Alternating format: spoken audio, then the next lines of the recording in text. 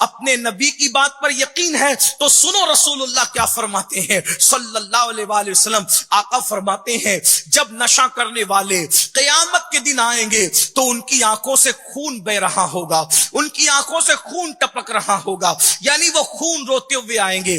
آج بہت آسانی کے ساتھ نشہ کرتے ہیں, الگ الگ بہانے سے نشہ کرتے ہیں, نشے کو پرموٹ کرتے ہیں, کوئی کون سا نشہ, کوئی کون سا نشہ, کوئی کون سا نشہ. یاد رکھنا اللہ کے رسول نے ارشاد فرما دیا کل مسکرن حرام, ہر نشہ آور چیز حرام ہے. قرآن کہتا ہے یا ایھا الذین آمنوا انما الخمر والمیسر والانصاب والازلام رجس من عمل الشیطان فاجتنبوه لعلکم تفلحون. اے ایمان والو, جوے اور نشے سے بچو, اور پاسے سے بچو, اور بت پرستی سے بچو. من عمل الشیطان, یہ شیطانی کام ہے. نشہ کرنا شیطانی کام, جوا کھیلنا شیطانی کام, پاسا شیطانی کام, بت پرستی شیطانی کام. سوچو, نشے اور بت پرستی کو اور جوے کو قرآن نے ساتھ ساتھ بیان کیا. اسی لیے اللہ کے رسول علیہ السلام فرماتے ہیں جو نشے کو حلال سمجھ کر کرے وہ بت پرست کی طرح ہے, وہ بتوں کے پجاریوں کی طرح ہے.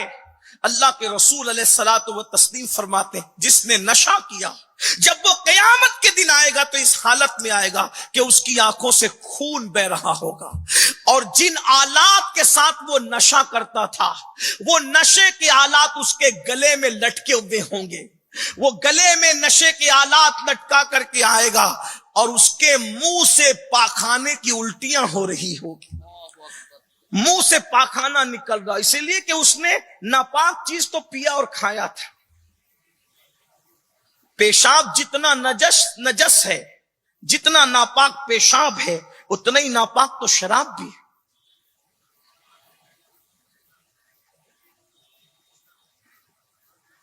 اللہ کے بندو ذرا غور کرو, قیامت کا دن ہے. اللہ کے رسول صلی اللہ علیہ وآلہ وسلم فرماتے ہیں آنکھوں سے آنسو بہ رہے ہیں خون کے, گلے کے اندر نشے کے آلات لٹکے ہوئے ہیں, منہ سے پاخانہ نکل رہا ہے, اور چہرہ یا سور کی طرح ہے یا بندر کی طرح. یہ چہرہ لے کر کے اٹھنے والے اٹھیں گے جنہوں نے دنیا میں نشہ کیا اور سچی توبہ نہیں کی, اللہ کی بارگاہ میں رجوع نہیں کیا, رب کی بارگاہ میں استغفار نہیں کیا. توبہ کے دروازے تو کھلے ہوئے, بار بار توبہ کی طرف بلایا جاتا ہے. کون آتا ہے؟ اللہ کے رسول صلی اللہ علیہ وآلہ وسلم ارشاد فرماتے ہیں پھر اس کے بعد جب اس حالت میں نشہ کرنے والے آئیں گے تو ان کا حال یہ ہوگا. میرے آقا صلی اللہ علیہ وآلہ وسلم ارشاد فرماتے ہیں اللہ اکبر کہ جہنم کا داروغہ حضرت مالک ان کو جہنم کی آگ کی بنی ہوئی جوتیاں پہنائیں گے جنہوں نے دنیا میں نشہ کیا ہو. آگ کی جوتیاں. اللہ کے رسول نے جہنم کا منظر پہلے بیان کر دیا, جنت کی بہاریں بھی پہلے بیان کر دیا, میدان محشر کی کیفیت بھی پہلے بیان کر دیا. آگاہ ہو جاؤ, آگاہ ہو جاؤ, بچو, ان چیزوں سے بچو, اپنے آپ کو بچا لو. قرآن تو شفقتوں سے یہی کہہ رہا ہے قو انفسکم واہلیکم نارا, اے ایمان والو اپنے آپ کو بھی جہنم سے بچا لو اور اپنے اہل و عیال کو بھی جہنم سے بچا لو. وہ جہنم وقودها الناس والحجارہ جس کا ایندھن انسان اور پتھر ہے.